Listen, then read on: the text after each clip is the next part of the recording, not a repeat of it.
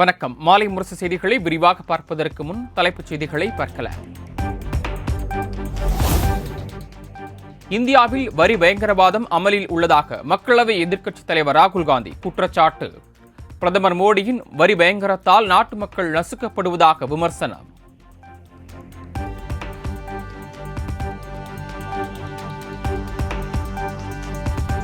திரிபுராவில் ஏற்பட்ட கனமழை மற்றும் வெள்ள பாதிப்பினால் உயிரிழந்தவர்களின் எண்ணிக்கை 31ஆக அதிகரிப்பு. 72,000 பேர் தங்களுடைய இடங்களை விட்டு வேறு இடத்திற்கு புலம்பெயர்ந்திருப்பதாகவும் முதலமைச்சர் மாணிக் சாஹா தகவல்.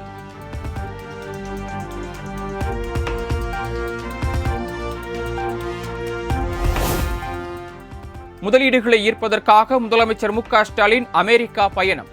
அமைச்சர்கள், நாடாளுமன்ற உறுப்பினர்கள் உள்ளிட்டோர் மகிழ்ச்சியுடன் வழியனுப்பி வைத்தனர்.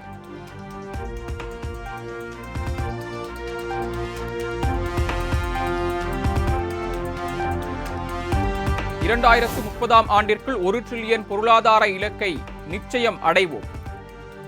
தனது அமெரிக்க பயணம் வெற்றி பயணமாக அமையும் என்றும் முதலமைச்சர் மு.க.ஸ்டாலின் நம்பிக்கை. தமிழ்நாட்டை 2030க்குள்ள $1 டிரில்லியன் பொருளாதாரமாக மாற்றக்கூடிய நம்ம இலக்கை விரைவாக அடைவோம். இதற்காக உலகின் கவனத்தை தமிழ்நாட்டை நோக்கி ஈர்க்க அமெரிக்காவின் சான் பிரான்சிஸ்கோ, சிகாகோ மாநகரங்களுக்கு நான் செல்கிறேன்.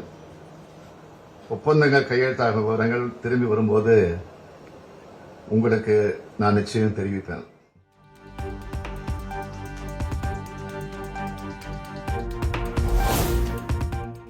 தமிழ்நாடு அமைச்சரவையில் மாற்றம் இருக்குமா என்ற கேள்விக்கு மாற்றம் ஒன்றுதான் மாறாதது, வெயிட் அண்ட் சீ என முதலமைச்சர் மு.க.ஸ்டாலின் பதில். சென்று கொண்ட பிறகு இந்த அமைச்சரவையில் ஏதாவது மாற்றம் இருக்குமா சார்? மாறுதல் ஒன்றுதான் மாறாதது. Sir wait and sea.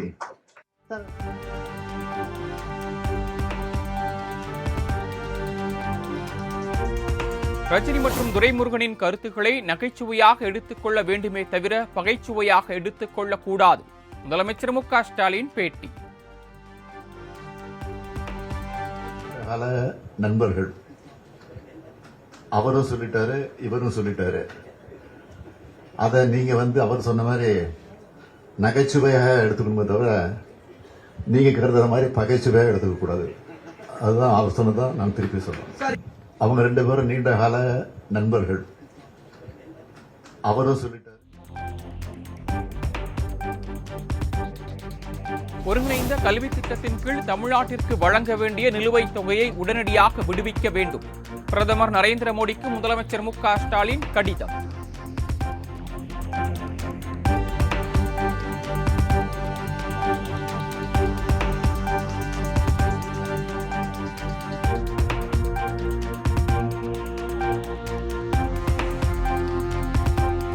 Formula 4 car பந்தயம் நடத்துவதற்கு எதிரான வழக்கு சென்னை உயர்நீதிமன்றத்தில் இன்று விசாரணை.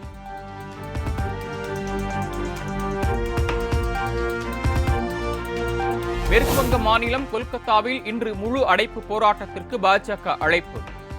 மருத்துவ மாணவி படுகொலையில் உரிய நீதி கோரியும் முதலமைச்சர் மம்தா பதவி விலக வலியுறுத்தியும் போராட்டம்.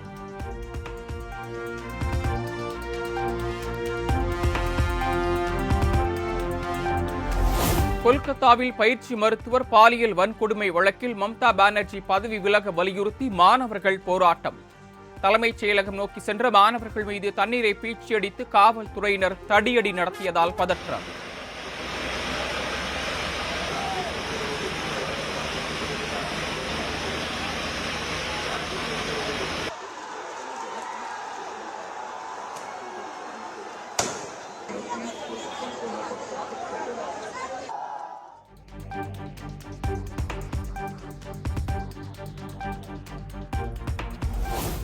அரசியல் சான்றிதழ் படிப்புக்காக லண்டன் புறப்பட்டார் அண்ணாமலை. 3 மாதங்கள் லண்டனில் இருந்தவாறே ஆன்லைன் மூலம் கட்சி பணியையும் கவனிப்பார் என தகவல்.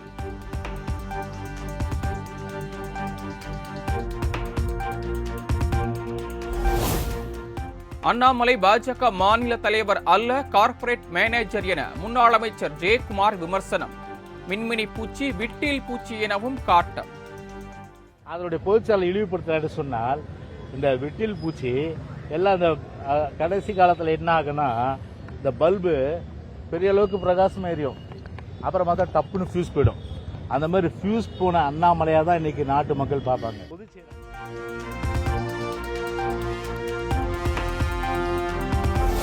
எடப்பாடி பழனிசாமி மீதான விமர்சனத்தில் இருந்து பின்வாங்க மாட்டேன், பாஜக மாநில தலைவர் அண்ணாமலை உறுதி. எல்லாருக்குமே ஒரு கருத்து இருக்குமாண்ணா. எடப்பாடி அண்ணன் மீது வைத்த விமர்சனம் 100% என்னை பொறுத்தவரை சரி. அதில் ஒரு பாயிண்ட் நான் பின்னாடி போக மாட்டேனா. நீங்கள்லாம் அப்படியே சொல்லலாம், டெய்லி ஒரு முன்னாள் அமைச்சர் வந்து என்னை திட்டலாம், தற்குறின்னு சொல்லலாம், படிப்புக்கு போனா கொச்சைப்படுத்தலாம், நான் செய்யக்கூடிய வேலையை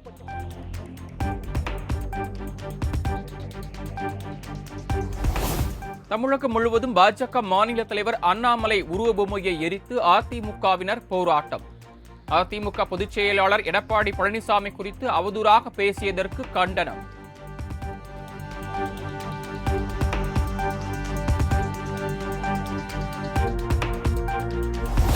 சென்னை சென்ட்ரல் அரக்கோணம் மின்சார ரயில்கள் இன்று பகுதி நேர ரத்து. பராமரிப்பு பணி காரணமாக தெற்கு ரயில்வே அறிவிப்பு.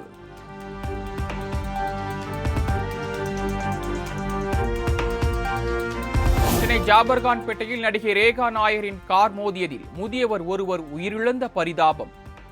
ஓட்டுநரை கைது செய்து கிண்டி போலீசார் விசாரணை.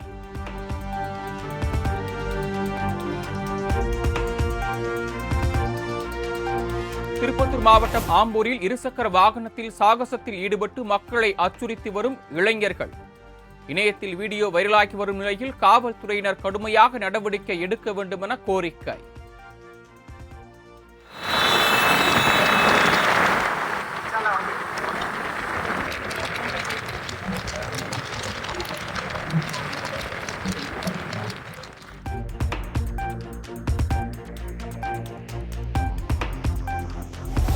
தருமபுரி மாவட்டத்தின் சுற்றுவட்டார பகுதிகளில் தொடரும் கனமழை. ஆடிப்பட்டத்தில் விதைக்கப்பட்ட விவசாய பயிர்களுக்கு உகந்ததாக அமையும் என்பதால் விவசாயிகள் மகிழ்ச்சி.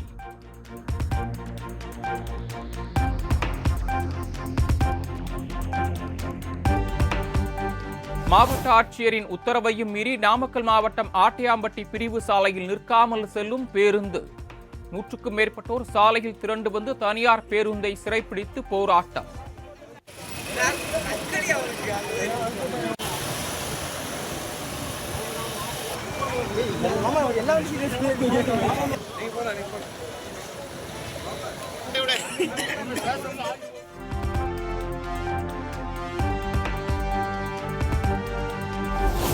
வேலூரில் டவுன் ரயில் நிலையம் அருகே அபாய சங்கிலி இழுக்கப்பட்டதால் நடுவழியில் நிறுத்தப்பட்ட பயணிகள் விரைவு ரயில்.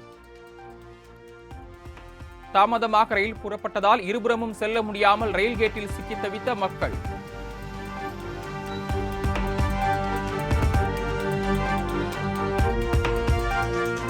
சென்னை போரூர் சிக்னலில் சாலையின் நடுவே கம்புடன் அமர்ந்து அலப்பறை. உயிருடன் விளையாடிய போதை ஆசாமியால் பரபரப்பு.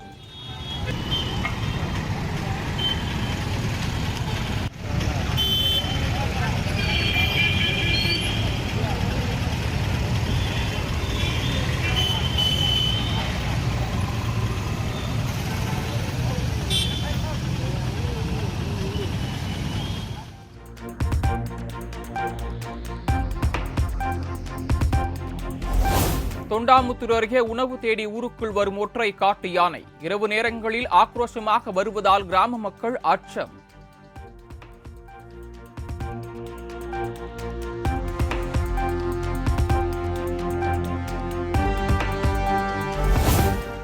சிலம்ப போட்டியில் 45 தங்கம் 8 வெண்கல பதக்கங்களை வென்று சர்வதேச அளவில் 2வது இடத்தை பிடித்த வேலூர் பள்ளி மாணவர்கள் காட்பாடி ரயில் நிலையத்தில் மேலதாளங்கள் முழங்க மாலைகள் அணிவித்து உற்சாக வரவேற்பு.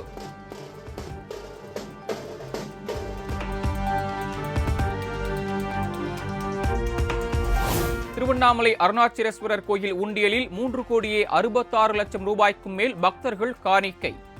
ஆவணி மாத பௌர்ணமிக்கு பக்தர்கள் அளித்த தங்கம் வெள்ளியுடன் சேர்த்து கோயில் கணக்கில் வரவு வைப்பு.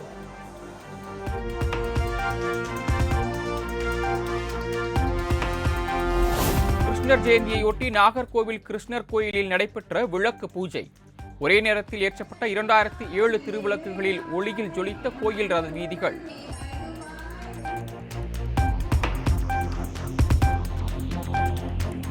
உலக புகழ்பெற்ற வேளாங்கண்ணி பேராலய ஆண்டு திருவிழா நாளை கொடியேற்றத்துடன் தொடக்கம். தமிழகம் மட்டுமின்றி பல்வேறு மாநிலங்களில் இருந்தும் பல்லாயிரக்கணக்கான பக்தர்கள் வருகை.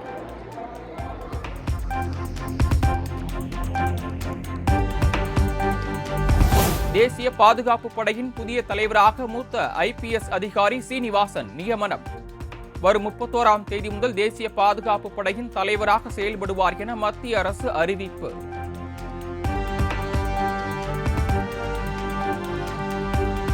புதுச்சேரி மாநிலத்தில் ஜூன் மாதம் அறிவிக்கப்பட்ட மின் கட்டண உயர்வு அமலுக்கு வந்தது. வீடுகளுக்கு முதல் 100 யூனிட்டுக்கு ₹2.25 என இருந்த கட்டணம் ₹2.70ஆகவும், 101 முதல் 200 யூனிட் வரை ₹3.25 இருந்த கட்டணம் ₹4 உயர்வு.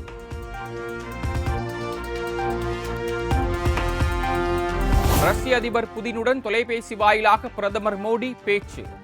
உக்ரைன் மீதான தாக்குதலுக்கு பேச்சுவார்த்தை மூலம் நிரந்தர தீர்வு காண வேண்டுமென வலியுறுத்தல்.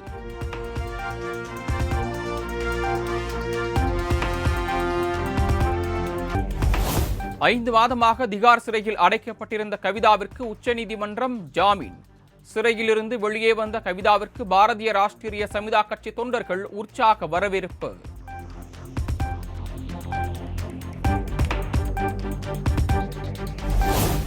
டெல்லியில் உள்ள கட்சி அலுவலகத்தில் செயல் தலைவர் KT ராமராவ் மற்றும் கட்சி நிர்வாகிகளுடன் BRS கட்சி தலைவர் கவிதா சந்திப்பு. சிறையிலிருந்து ஜாமீனில் வெளிவந்த நிலையில் அடுத்த கட்ட நடவடிக்கை குறித்து ஆலோசனை.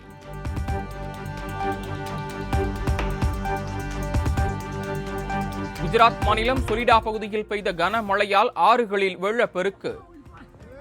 போகவோ ஆற்றில் வெள்ளப்பெருக்கால் 2 நகரங்களை இணைக்கும் பாலம் இடிந்து விழும் காட்சி.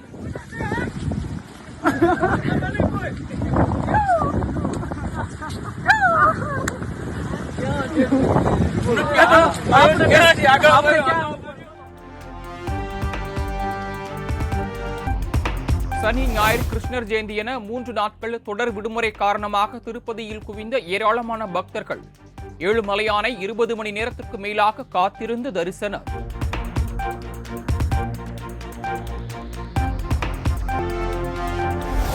சர்வதேச கிரிக்கெட் கவுன்சில் தலைவராக ஜெய்ஷா போட்டியின்றி தேர்வு. கிரேக் பார்க்லேவின் பதவிக்காலம் முடிவடைந்த நிலையில் புதிய தலைவராக ஜெய்ஷா நியமனம்.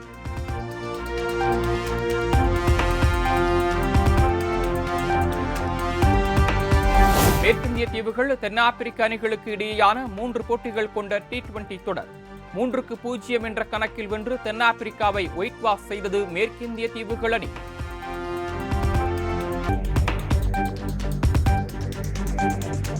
பாரிஸில் களை கட்டும் மாற்றுத்திறனாளிகளுக்கான 17வது பாராலிம்பிக் போட்டி.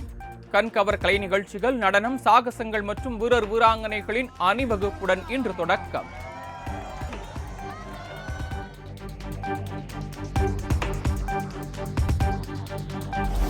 சரவணன் இயக்கத்தில் சசிகுமார் நடித்த நந்தன் திரைப்படம் குறித்த அறிவிப்பு. இன்று மாலை 6 மணிக்கு வெளியிடப் போவதாக படக்குழு அறிவிப்பு.